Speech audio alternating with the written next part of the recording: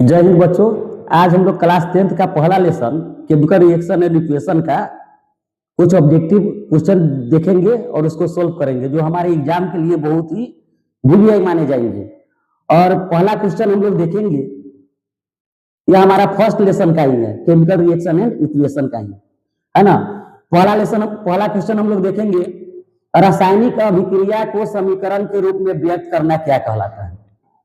और किसी भी क्वेश्चन को सोल्व करने से पहले हम लोग ऑप्शन को देख लेंगे, उसके बाद ही हम लोग टिक लगाएंगे कौन सा ऑप्शन सही है या कौन सा ऑप्शन गलत है।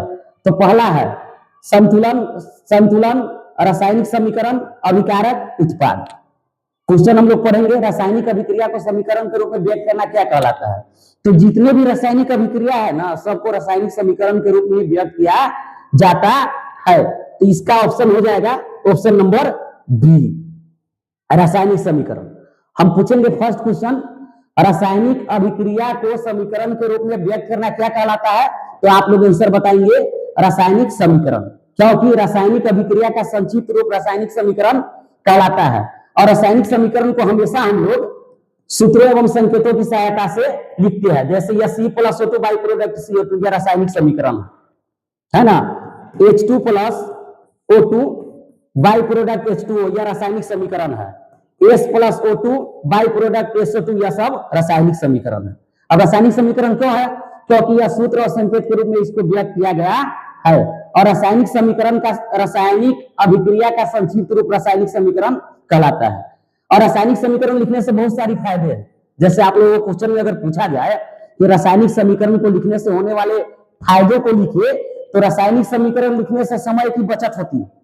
जैसे अगर हम लोग रासायनिक अभिक्रिया लिखेंगे ना, इसमें लिखना पड़ेगा कि जब कार्बन की अभिक्रिया ऑक्सीजन के साथ कराई जाती है तो कार्बन डाइऑक्साइड का निर्माण होता है। तो इसको लिखने के लिए समय भी लगा ना, है ना, समय भी अधिक लगा और कागज पर भी अधिक स्थान की आवश्यकता हो गई ना।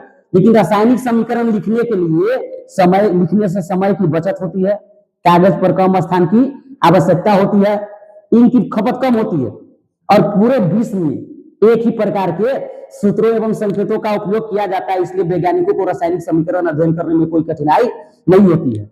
जैसे एग्जांपल के लिए अगर कार्बन का संकेत हम लोग सी यहाँ पे लिखे ना, तो पूरे विश्व में किसी भी जगह पर कार्बन का संकेत सी ही होगा, है ना। संकेत नहीं बदलता है, ना सूत्र बदलता है। ठीक है, चलिए, तो इसका ऑप्शन नंबर बी हो गया।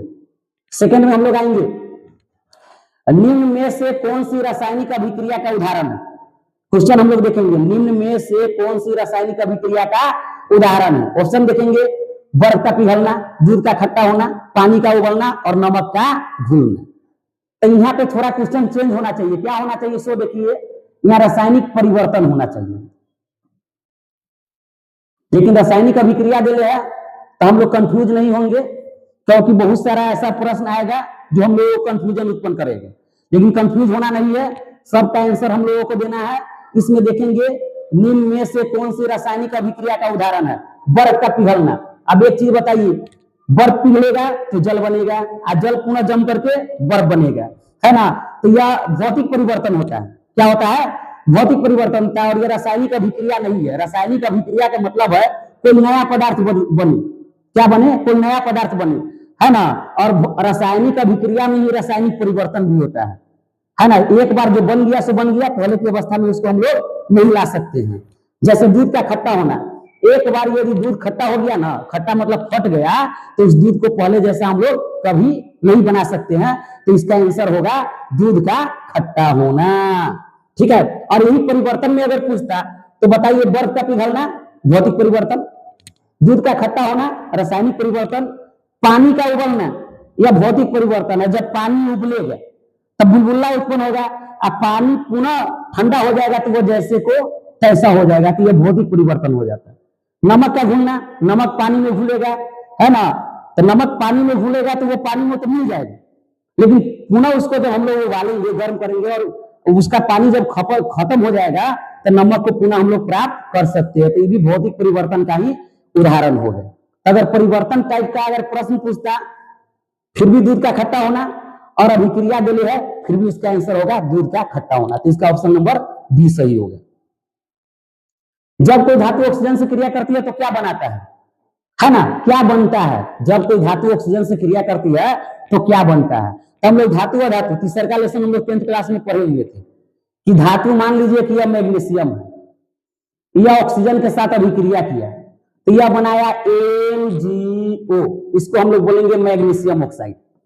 क्या बोलेंगे, मैग्नीशियम ऑक्साइड। और एक चीज बताइए, यह मैग्नीशियम ऑक्साइड जो है कि धातु का ऑक्साइड है या अधातु का ऑक्साइड है। धातु का ऑक्साइड है ना, क्योंकि धातु ऑक्सीजन से अभिक्रिया करेगा तो वो धातु का ऑक्साइड निर्माण करेगा। अधातु अगर ऑक्सीजन के साथ अभिक्रिया करता है तो अधात्विक ऑक्साइड का निर्माण करता है।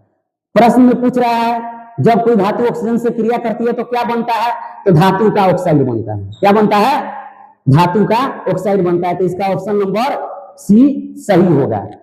लेकिन थोड़ा सा अगर प्रश्न चेंज कर दिए हो रहता, जैसे कि धातु का ऑक्साइड, जैसे ये मैग्नीशियम ऑक्साइड धातु का ऑक्साइड है ना, धातु का ऑक्साइड जल के साथ अभिक्रिया करके क्या बनाता है, तो क्षार इसका आंसर हो जाता है। क्या हो जाता है, क्षार। जैसे एग्जांपल के लिए धातु का ऑक्साइड या मैग्नीशियम ऑक्साइड है, इसको अगर हम लोग जल के साथ अभिक्रिया कराएंगे तो यह बनाएगा MgOH का होल ट्वाइस, जिसको हम लोग मैग्नीशियम हाइड्रोक्साइड कहेंगे। क्या कहेंगे, मैग्नीशियम हाइड्रोक्साइड कहेंगे। तो प्रश्न थोड़ा चेंज रहता ना, कि प्रश्न सिर्फ यह रहता कि जब कोई धातु का ऑक्साइड जल के साथ अभिक्रिया करता है तो क्या बनाता है या क्या बनता है, तो क्षार बनता है। लेकिन ये प्रश्न सिंपल प्रश्न है, जब कोई धातु ऑक्सीजन से क्रिया करती है तो क्या बनता है ना, तो धातु का ऑक्साइड बनता है। यह धातु हो गया मैग्नीशियम, ऑक्सीजन के साथ अभिक्रिया करा दिए, यह बनाया मैग्नीशियम ऑक्साइड। ये धातु का ऑक्साइड है ना जी, है ना, इसका आंसर क्या होगा, धातु का ऑक्साइड, यानी कि धातु ऑक्साइड। संतुलित रासायनिक समीकरण में क्या समान होता है, तो हम लोग पढ़े हुए हैं रासायनिक समीकरण दो प्रकार के, संतुलित रासायनिक समीकरण और असंतुलित रासायनिक समीकरण। तो संतुलित रासायनिक समीकरण में, है ना, संतुलित रासायनिक समीकरण में तत्वों के दोनों तरफ, है ना, प्रत्येक तत्वों के दोनों तरफ परमाणुओं की संख्या क्या होती है, बराबर होती है। जैसे एग्जांपल के लिए अगर हम लोग लिखे C+O2 बाई प्रोडक्ट CO2, ये लिख रही है ना, और इस समीकरण को हम लोग देखेंगे, अभिकारक तरफ देखेंगे, प्रतिफल तरफ देखेंगे, प्रत्येक तत्वों में परमाणुओं की संख्या बराबर है या बराबर नहीं है। अगर बराबर होगा तो वह संतुलित रासायनिक समीकरण होगा, और बराबर नहीं होगा तो वह असंतुलित रासायनिक समीकरण होगा। जैसे इसमें कार्बन में परमाणुओं की संख्या 1 है, ऑक्सीजन में 2 परमाणु है, प्रतिफल तरफ आ जाएंगे, कार्बन में 1 है और ऑक्सीजन में 2 है, दोनों तरफ बराबर है ना परमाणुओं की संख्या, है ना, तो यह संतुलित रासायनिक समीकरण है। तो संतुलित रासायनिक समीकरण में क्या समान होता है, तत्वों के परमाणुओं की संख्या समान होता है, तत्वों के परमाणुओं की संख्या समान होता है, यह संतुलित होगी। आई में असंतुलित अगर इसमें पूछता, एक असंतुलित का भी एग्जाम्पल हम लिखते हैं, H2 + Cl2 by product HCl, है ना। अब यहां पर देखेंगे हाइड्रोजन के कितने परमाणु है, 2 है, इसमें क्लोरीन का क्या है, 2 है, प्रतिफल तरफ आ जाएंगे, हाइड्रोजन का 1, क्लोरीन का 1, दोनों तरफ बराबर है नहीं ना, है, तो यह संतुलित रासायनिक समीकरण हो गया। ठीक है, चलिए हम लोग तीसरा प्रश्न देखेंगे।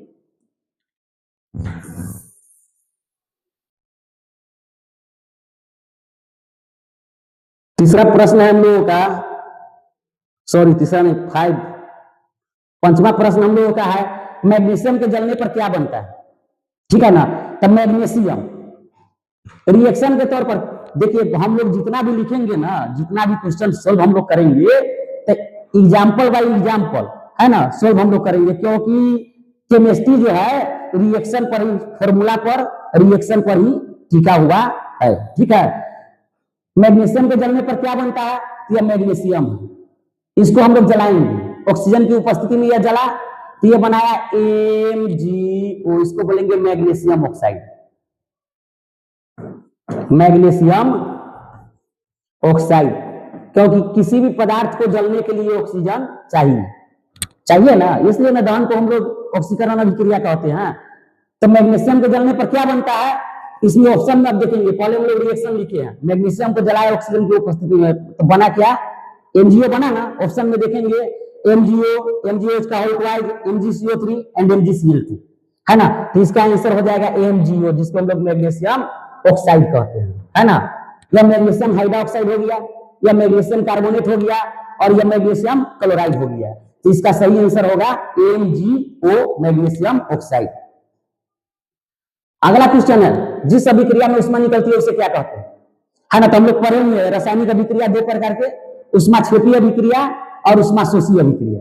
तो उष्माक्षेपीय अभिक्रिया में उष्मा निकलता है, और उष्माशोषी अभिक्रिया में उष्मा का अवशोषण किया जाता है, यानी कि उष्मा का ग्रहण होता है ना। इसमें जिस अभिक्रिया में उष्मा निकलती है उसे क्या कहते हैं, तो इसमें हम लोग लिखेंगे उष्माक्षेपी।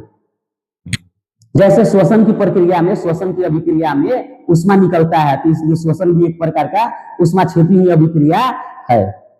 अगला क्वेश्चन हम लोग देखेंगे, निम्न में से कौन विस्थापन अभिक्रिया है ना। विस्थापन अभिक्रिया जानते हैं ना, है ना। मतलब कम क्रियाशील परमाणु अपने से अधिक क्रियाशील परमाणु द्वारा विस्थापित हो जाता है, उसी को हम लोग विस्थापन अभिक्रिया कहते हैं। तो पहले हम लोग रिएक्शन को देखेंगे।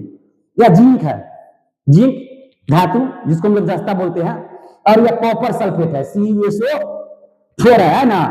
पहले कॉपर किसके साथ में है, सल्फेट के साथ में है। जिंक आया, जिंक मिल गया सल्फेट के साथ, जिंक मिला किसके साथ, सल्फेट के साथ, यह बना लिया जिंक सल्फेट, और कॉपर को अलग विस्थापित कर दिया ना, है ना। तो यह एक प्रकार के विस्थापन अभिक्रिया है, क्योंकि जिंक आया, यह कॉपर सल्फेट के विलयन से, जिंक जो है कॉपर सल्फेट के विलयन से कॉपर को क्या कर देता है, विस्थापित कर देता है, इसलिए यह विस्थापन अभिक्रिया है। और विस्थापन अभिक्रिया को हम लोग एकल विस्थापन अभिक्रिया के भी नाम से जानते हैं। एकल विस्थापन अभिक्रिया, एकल विस्थापन अभिक्रिया, है ना।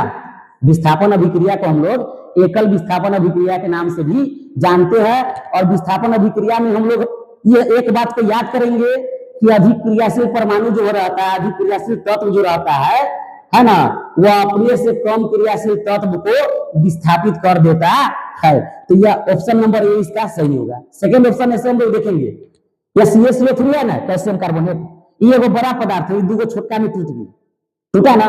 तो यह कौन अभिक्रिया हो जाएगा, आप लोग बताइए, है ना। हाँ, यह हो गया वियोजन अभिक्रिया। कौन अभिक्रिया हो जाएगा, वियोजन अभिक्रिया। वियोजन अभिक्रिया, यह कौन अभिक्रिया हो जाएगा, वियोजन अभिक्रिया। ठीक है, यह हो जाएगा, यह ऑप्शन नंबर बी हो जाएगा, वियोजन अभिक्रिया। ऑप्शन नंबर सी है H2+O2, बाई प्रोडक्ट H2O, है ना। तो यह हो जाएगा ऑप्शन नंबर सी हो जाएगा संयोजन अभिक्रिया। संयोजन अभिक्रिया, संयोजन अभिक्रिया किसे कहते हैं, तो जिस रासायनिक अभिक्रिया में दो छोटे पदार्थ आपस में संयोग करके, है ना, भिन्न गुण वाले एक बड़ा पदार्थ का निर्माण करता है, उसे संयोजन अभिक्रिया कहते हैं। तो ये दो छोटा मिलकर के वो बड़का का निर्माण किया है ना, तो यह संयोजन अभिक्रिया है। और एक अभिक्रिया हम लोग पढ़े होंगे, जैसे ऑप्शन नंबर डी देख करके आप लोगों को याद आता होगा, अम्ल प्लस भस्म बाई प्रोडक्ट लवण प्लस जल। जिस रासायनिक अभिक्रिया में कोई अम्ल किसी भस्म के साथ अभिक्रिया करके लवण और जल का निर्माण करता है, उसे क्या कहते हैं, उदासीनीकरण अभिक्रिया कहते हैं ना। यह भस्म हो गया सोडियम हाइड्रोक्साइड, यह अम्ल हो गया हाइड्रोक्लोरिक अम्ल, यह लवण हो गया NaCl सोडियम क्लोराइड, इसको हम लोग साधारण नमक कहते हैं, है ना। टेबल साल्ट भी कहते हैं इसको, कहते हैं ना। और यह जल हो गया, तो यह हो गया उदासीनीकरण अभिक्रिया। क्या हो गया, उदासीनीकरण अभिक्रिया। क्लियर है ना, वेरी गुड।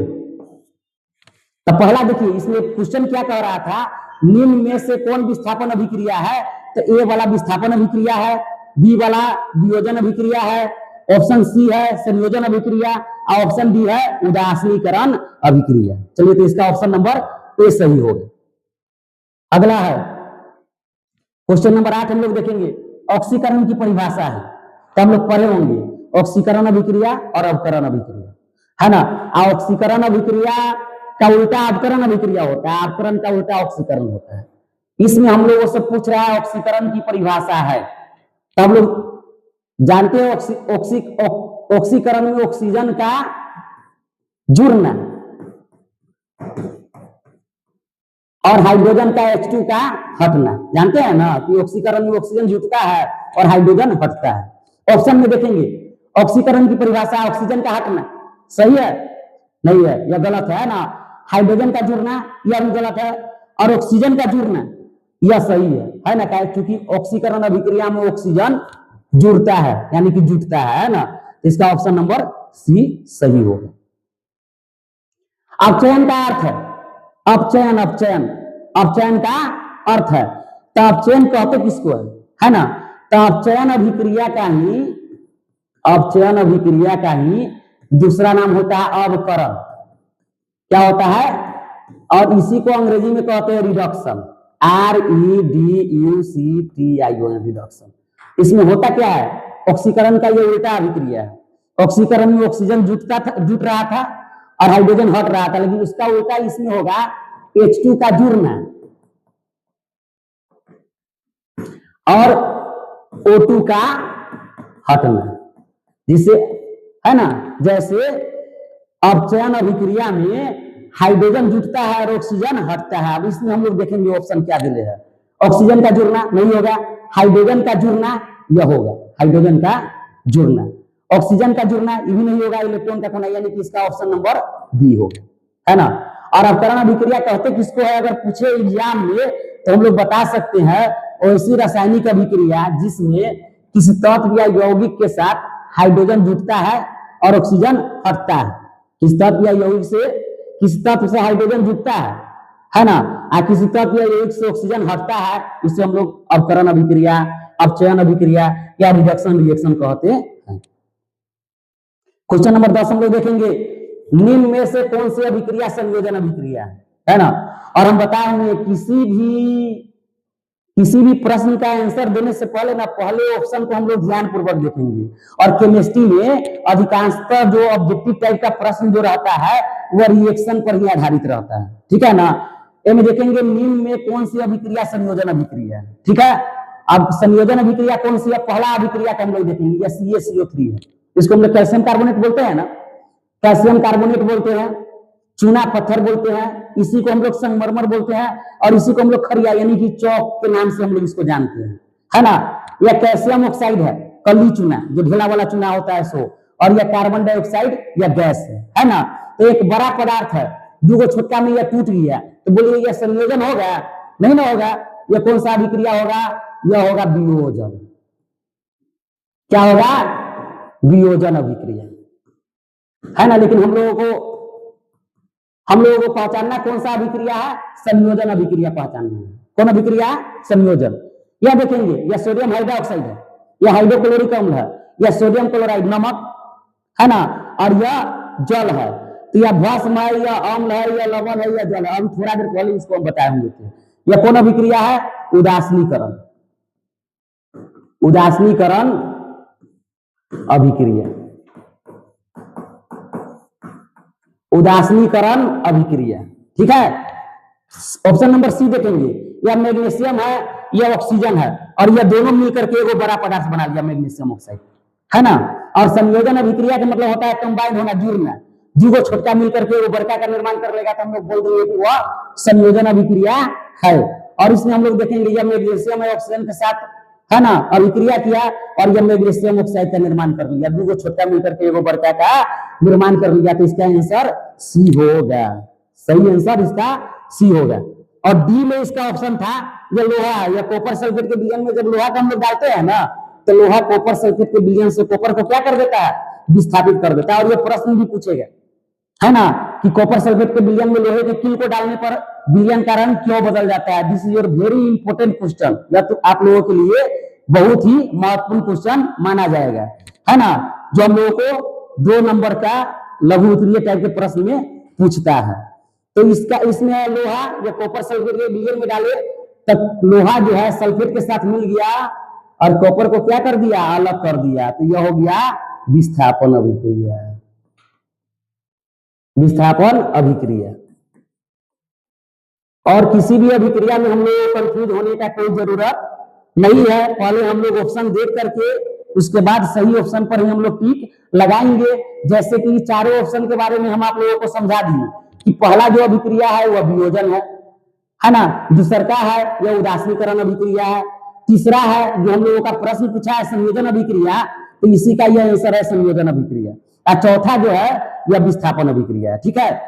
क्वेश्चन नंबर 11 देखेंगे हम लोग, श्वसन प्रक्रिया किस प्रकार की अभिक्रिया है। तो श्वसन जब श्वसन में जो होता है ऊर्जा निकलता है, श्वसन की प्रक्रिया में हम लोग जब वायुमंडल से ऑक्सीजन गैस को लेते हैं तो हमारे शरीर के अंदर जो ग्लूकोज रहता है वो ग्लूकोज विखंडित होगा कार्बन डाइऑक्साइड जल में और ऊर्जा एनर्जी मुक्त होता है ना।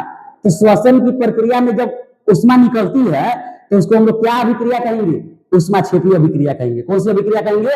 उष्माक्षेपीय अभिक्रिया। तो श्वसन प्रक्रिया किस प्रकार की अभिक्रिया है? तो इसका आंसर हो जाएगा उष्माक्षेपी।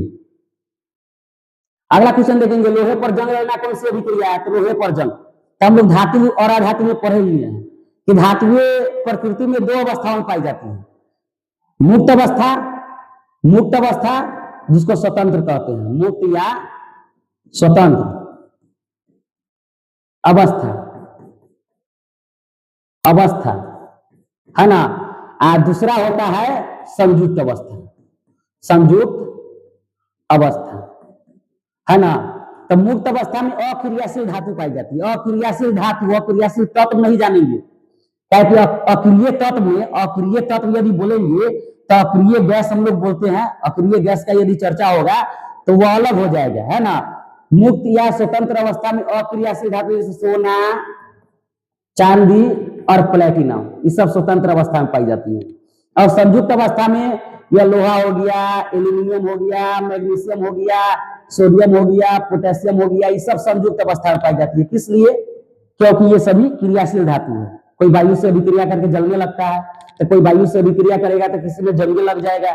जैसे लोहा है तो लोहा में जंग लोहा पर जंग लगना कौन सी अभिक्रिया है? तो ऑक्सीजन की उपस्थिति में जंग लगती है ना, ऑक्सीजन की उपस्थिति में, है ना। तो यह ऑक्सीकरण अभिक्रिया है ना, ऑक्सीजन की उपस्थिति में जंग लगती है तो यह ऑक्सीकरण अभिक्रिया है, ठीक है। और लोहा जो है प्रकृति में संयुक्त अवस्था में पाई जाती है, मुक्त अवस्था में पाई जाने वाली धातु नहीं है, क्योंकि यह क्रियाशील धातु है, ठीक है। अगला क्वेश्चन देखिए, निम्न में से कौन अपघटन अभिक्रिया है? निम्न में से कौन अपघटन अभिक्रिया? अपघटन अभिक्रिया मतलब वियोजन अभिक्रिया या अपघटन अभिक्रिया या विघटन अभिक्रिया, डिकम्पोजिशन रिएक्शन भी इसको हम लोग कहते हैं। तो अपघटन अभिक्रिया में क्या होता है? अभी हम बोले हैं कि एक बड़ा पदार्थ टूट करके दो या दो से अधिक छोटे पदार्थों का निर्माण करता है, तो उसको हम लोग अपघटन अभिक्रिया कहते हैं। तो इसमें अपघटन अभिक्रिया कौन है? बी है। आई वाला क्या है? संयोजन अभिक्रिया है। सी वाला क्या है? विस्थापन अभिक्रिया है। और डी वाला क्या है? उदासीकरण अभिक्रिया है। जंग लगने की प्रक्रिया में मुख्य रूप से क्या आवश्यक है? अभी हम बोले हैं जंग लगने के लिए ऑक्सीजन तो चाहिए ही, ऑक्सीजन के साथ साथ जल, है ना।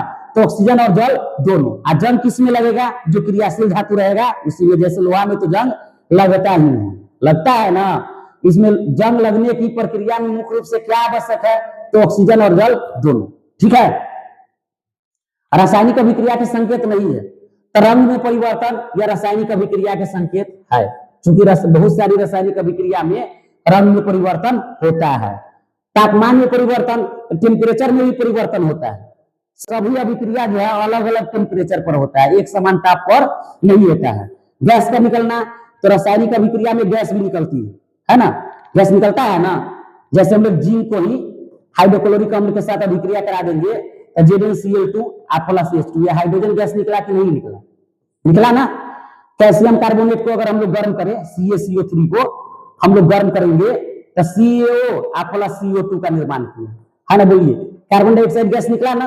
तो गैस भी निकलता है। रासायनिक अभिक्रिया में रंग में भी परिवर्तन होता है, तापमान में भी परिवर्तन होता है, गैस भी निकलता है, और पदार्थ का, है ना, पदार्थ का आकार इसमें नहीं बदलता है। तो पदार्थ का आकार बदलना, यह इसका सही आंसर होगा डी, ठीक है। तो एक एक करके मैं आप लोगों को केमिस्ट्री पहला लेसन रासायनिक अभिक्रिया एवं समीकरण का 15 ऑब्जेक्टिव को सोल्व कराया हूं, जिसमें आशा है कि आप लोगों को कोई दिक्कत नहीं होनी चाहिए। और आज के लिए बस इतना ही। जय हिंद।